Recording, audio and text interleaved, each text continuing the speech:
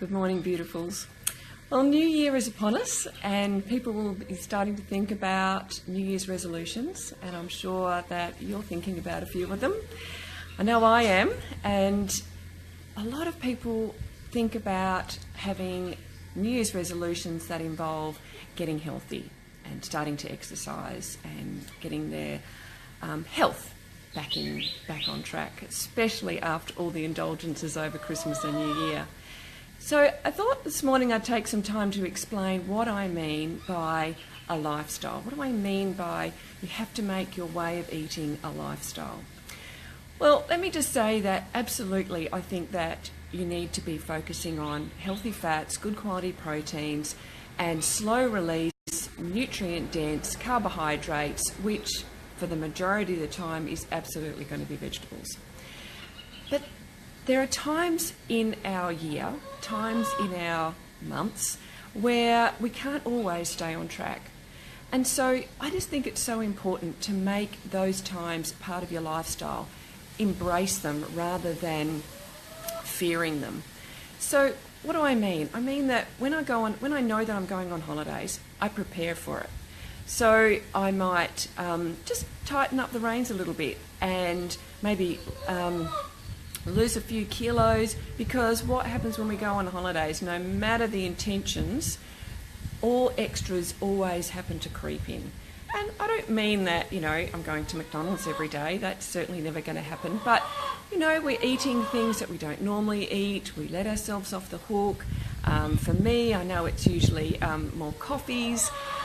So I embrace those times and then come back from holidays and get back on track. This happens around birthdays and Christmas. But I think those times actually serve to remind us about why we eat healthy in the first place. I know that just a couple of weeks ago I had some mangoes given to me, and so I was eating a mango every day, and I was reminded about why I don't eat a lot of fruit. And that's because that fruit was just giving me all this abdominal pain and bloating and the hunger. Oh my goodness me, my hunger levels just went through the roof because that was all of the fructose in the fruit that was increasing my hunger. And that's one of the reasons why I really believe that everybody should try and go sugar-free, cut out all the processed foods, and really get off the sugar for about 4 to 5 weeks and experience the difference. I experienced that difference when I had got cancer 4 years ago, and I decided to cut out all of the sugar, even all of the fruit for a season. And, I'm outside.